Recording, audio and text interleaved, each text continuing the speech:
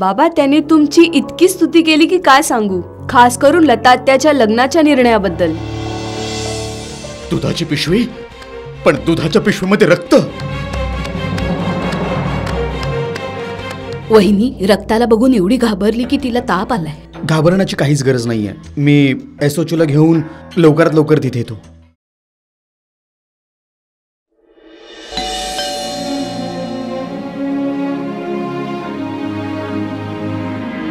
या. नमस्कार कुलकर्णीजी. कुलकर्णीजी, हे श्रीकांतजी आहेत, तुमच्या एरियातील चौकीचे इन्स्पेक्टर. नमस्ते. नमस्ते. आणि श्रीकांतजी हे कुलकर्णीजी आहेत, लेना बँकेचे मॅनेजर. आणि ही त्यांची बहीण आहे लता. नमस्कार. कुलकर्णीजी, दुधाच्या पिशवीत जे रक्त भेटलं आहे ही घटना कधी आणि कुठल्या वेळी झाली आहे, जरा मला सविस्तर सांगा. हेच का, हे 7-8च्या वेळेला. क्षमा करा श्रीकांतजी, पण ही पूर्ण घटना माझी बायकोच तुम्हाला सांगू शकेल. तर ठीक आहे, मग आपण त्यांना बोलून घ्या. नवनीतजी, तिला ताप आहे म्हणून ती वरती जाऊन आराम करते. जर तुम्हाला अडचण नसेल तर तुम्ही वरती जाऊन तिची तक्रार नोंदवू शकता. हो, का नाही. पोलिसांचं तर कामच आहे लोकांची मदत करणं. जर त्या इथे येण्यास सक्षम नसतील तर आपण स्वतःवरती जाऊया. तुम्ही चला. चला.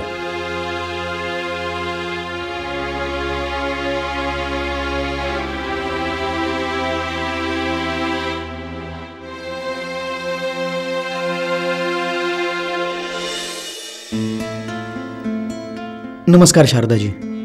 नमस्कार. कशा आहात तुम्ही? हो, मी बरी आहे. नमस्ते. मी इन्स्पेक्टर श्रीकांत.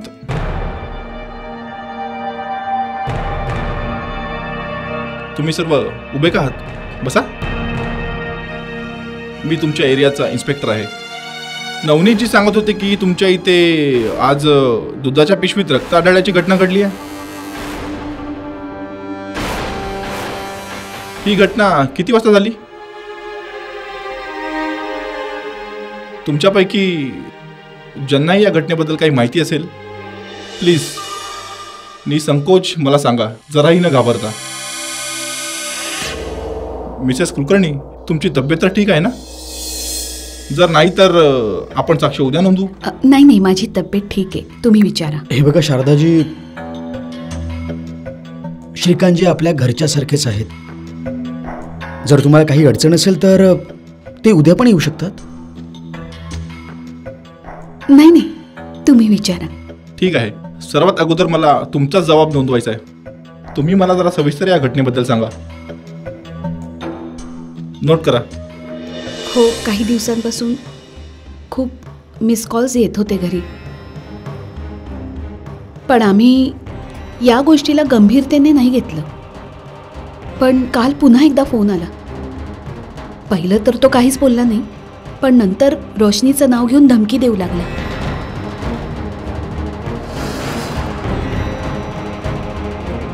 ही रोशनी कोण आहे? ही माझी मुलगी. नमस्ते अंकल. नमस्ते. बेटा, तू कुठल्या कॉलेजमध्ये शिकतेस? ठाकूर विद्यापीठमध्ये. तुझं कोणासोबत काही भांडण? भांडणं करणं तर हिची हॉबी आहे.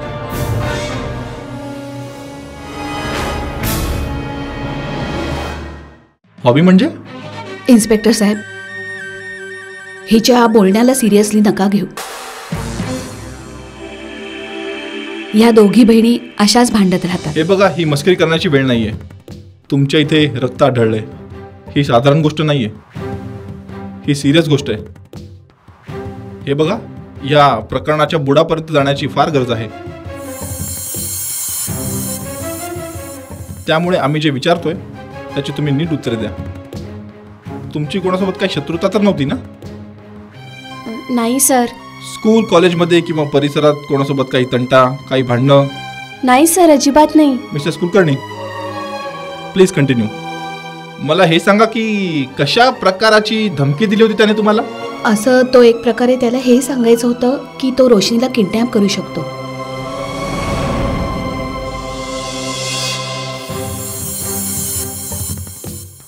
कारण की त्या दिवशी रोशनी आणि सिमरन दोघीही बाहेर गेल्या होत्या आणि ही गोष्ट त्याला माहीत होती. त्यानेच रोशनीचं नाव सुद्धा घेतलं. रोशनीचंच नाव का घेतलं?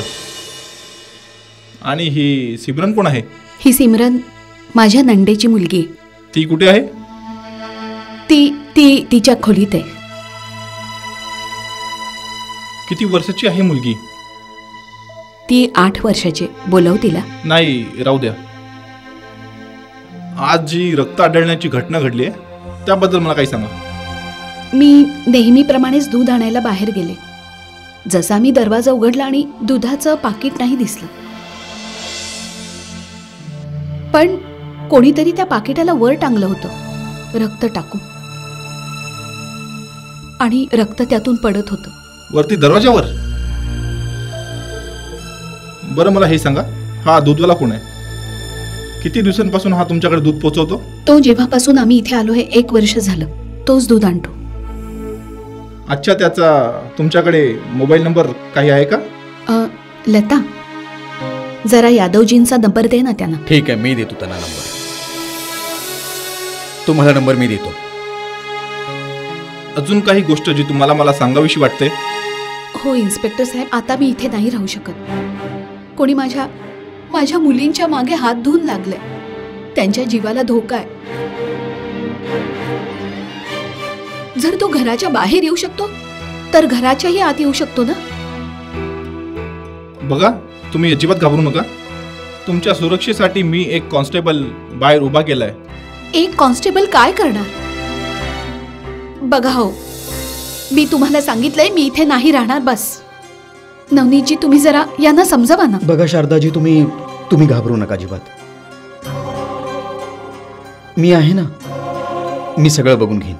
आणि तसं पण श्रीकांतजींचा रेकॉर्ड आहे की जी पण केस ते हाती घेतात ते सॉल्व्ह करूनच सोडतात. अच्छा मिसेस कुलकर्णी, आता तुम्ही आराम करा. जर यापुढे आम्हाला काही माहिती हवी असेल तर मी तुम्हाला थोडासा त्रास देऊ शकतो. इन्स्पेक्टर साहेब, माझ्या मुलींना तर काही नाही ना होणार? डोंट वरी, तुम्ही अगदी निश्चिंत राहा. आम्ही आहोत ना. येतो. अच्छा, चला मी येतो. नमस्कार. आपली काळजी घ्या.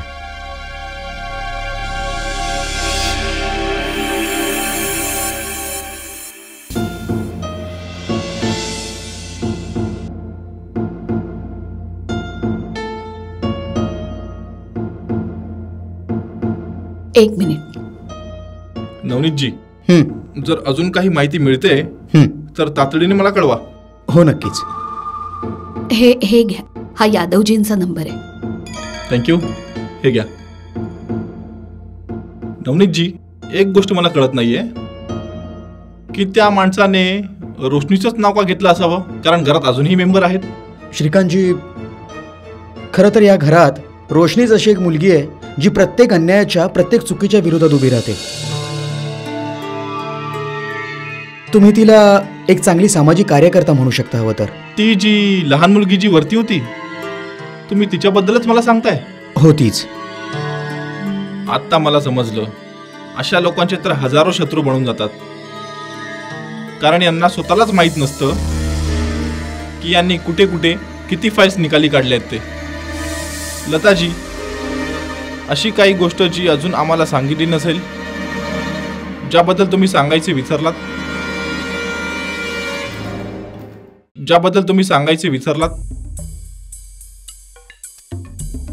हे मी यासाठी विचारतोय कारण मिसेस कुलकर्णी यांची मनस्थिती स्थिर वाटत नाहीये. दृष्टीने काही दिवसांपूर्वी एका माणसाला त्याच्या मोबाईलने आमच्या घरचे फोटो काढताना पाहिलं. ही दृष्टिकोन आहे. ही रोशनीची मोठी बहीण आहे. काय ती त्या व्यक्तीला ओळखू शकते? नाही, त्याचा चेहरा बघण्यापूर्वीच तो तिथून पळून गेला. अच्छा ठीक आहे. नवनीतजी, आता आम्हाला परवानगी द्या. आमच्याकडे काही काम असेल तर नक्की सांगा. श्रीकांतजी, मला वाटतं की तुम्ही या केसला प्रायोरिटी बेसवर ठेवा आणि यांचा फोन तुम्ही सतत टॅप करत राहा, जेणेकरून आरोपी लवकरात लवकर पकडला जाईल. तुम्ही अजिबात काळजी करू नका. त्यांचा फोन टॅप केला जाईल. आता ते आमचं काम आहे. ठीक आहे, आता मी येतो. नवनीतजी, तुमचे खूप खूप आभार. जर तुम्ही नसतात तर हे पॉसिबल नसतं झालं. आभार तर परक्यांचे मानतात ना, आपल्या माणसाचे नाही. जर असं आहे तर जी फॉर्मल रिलेशनमध्ये बोललं जातं, आपल्यांसाठी नाही. मला ही तुम्ही आम्हीची भाषा आवडत नाही. ठीक आहे, तर मग आजपासून जी आम्ही तुम्ही हे सगळं कॅन्सल आणि तू सुरू. आजपासून मी तुला लता म्हणणार आणि तू मला नवनीत. मान्य आहे? मान्य. ठीक आहे, मी आता निघतो. काळजी घे.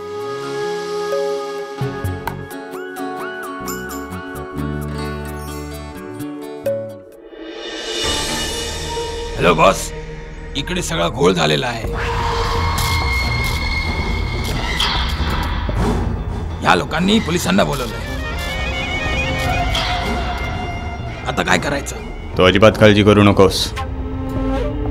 काही दिवसांसाठी तू अंडरग्राऊंड होऊन जा. जसेच ते लोक थोडे सुस्तावतील आपण पुन्हा अटॅक करू. Okay boss. आता तू तिकडनं लवकर निघून जा, नाहीतर तुला कोणी तिथे बघेल. आणि हो, मला यापुढे फोन नको करूस. जेव्हा गरज पडेल मी तुला स्वतःहून फोन करेल. ठीक आहे बॉस.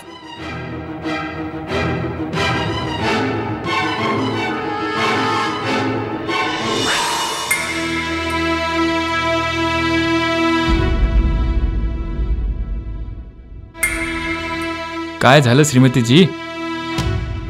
कसला विचार करत बसलात? नाही तर का खोटं बोलतेस? काय झालं? काही नाही, बस असंच.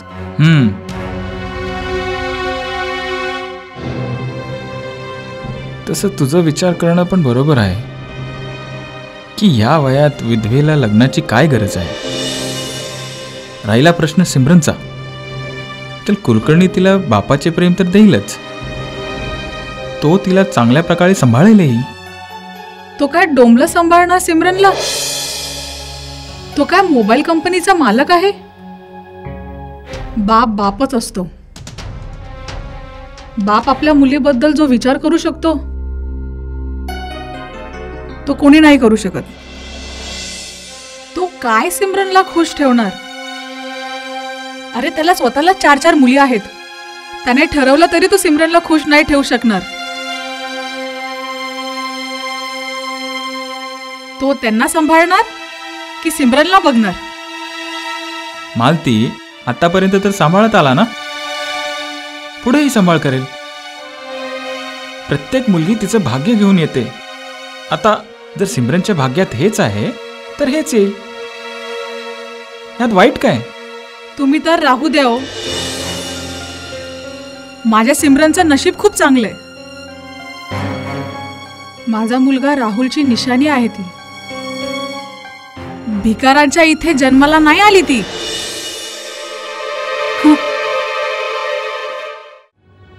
पण मला एक गोष्ट कळत नाहीये की एवढ्या मोठ्या मोबाईल कंपनीचा मालक एक विधवेशी लग्न का करतोय?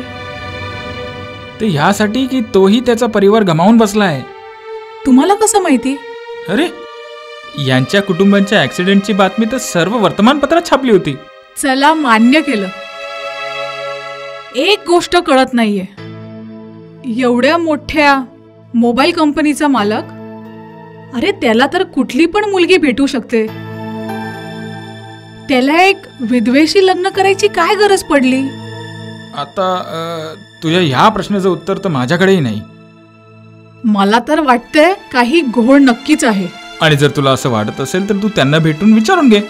हा, त्यांना भेटून घे असं सांगताय जसं की त्यांच्याबरोबर रोज उठणं बसणं, त्यांच्याबरोबर नाश्ता करता येते.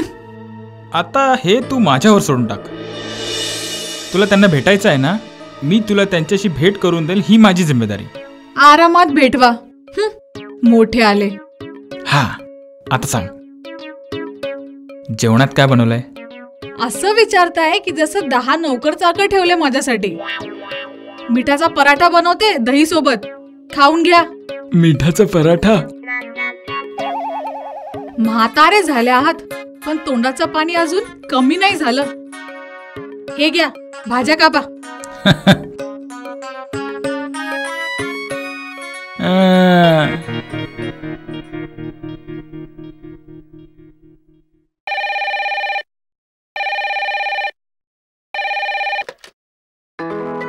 हॅलो. हॅलो, तुम्ही कोण बोलत आहात? आधी तुम्ही सांगा, तुम्ही कोण बोलताय? फोन तर तुम्ही केला आहात ना? बाबांना फोन द्या ना. बाबा? इथे तुझे बाबा नाही राहत. Wrong number. माझे बाबा इथेच राहतात. रश्मी आत्या पण इथेच राहते.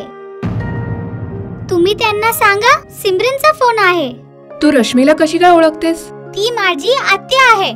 तुम्ही मला इतके प्रश्न का विचारत आहात? बाबांना फोन द्या. त्यांचा मोबाईल पण नाही लागत आहे. तुझ्या वडिलांचं नाव सांग. नवनीत प्रताप सिंग.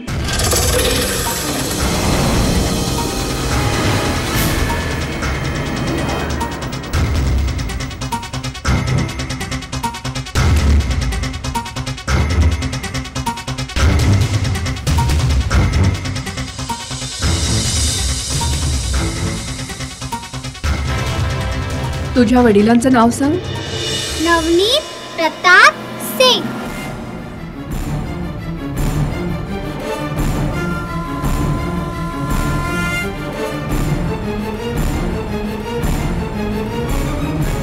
तू रश्मीला कशी काय ओळखतेस? ती माझी आत्या आहे.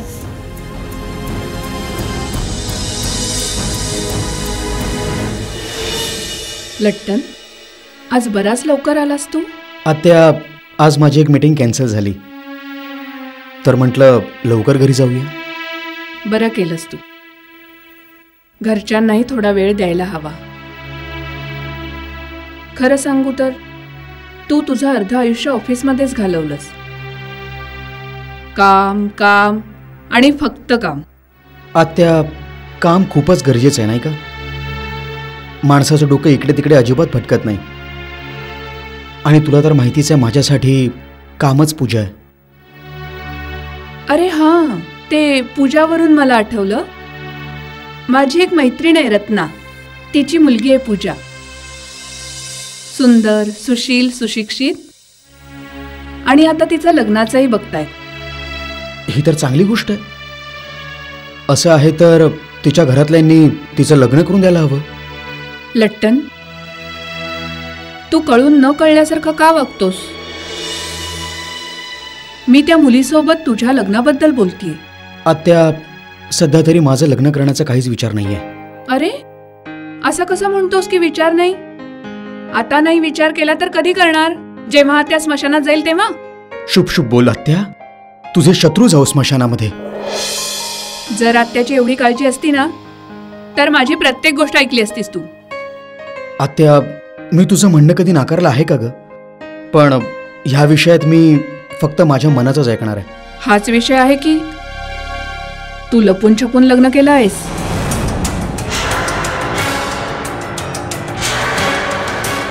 आत्या, हे तू काय बोलतेस ग?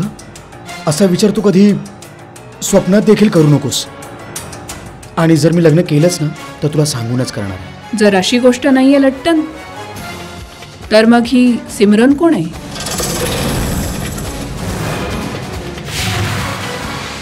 सिमरनबद्दल तुला कसं काय माहीत झालं? हे माझ्या प्रश्नाचं उत्तर नाहीये. आत्या, ते तर सिमरन एक खूप चांगली गोड मुलगी आहे आणि मला ती खूप आवडते. जर फक्त एवढीच गोष्ट आहे तर मग ती तुला बाबा का म्हणते? आत्या, मी तुला सर्व काही सांगतो. खरं तर सिमरनशी माझं मागच्या जन्मीचं काही नातं आहे.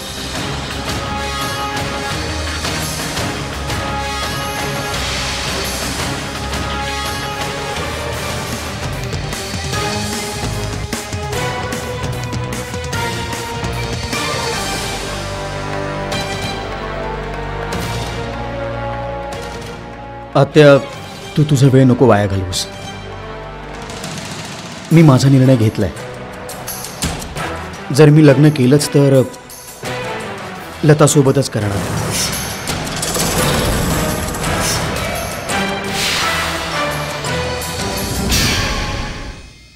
आत्याला माहित नाही काय झालंय.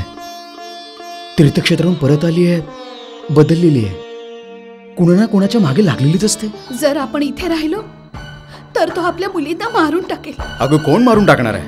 तोच, ज्याने ती रक्ताची पिशवी ठेवलेली. रश्मी, तुझ्या भावाला सांग मी फक्त फोटो बघायला सांगते, लग्न करायला नाही सांगत आहे.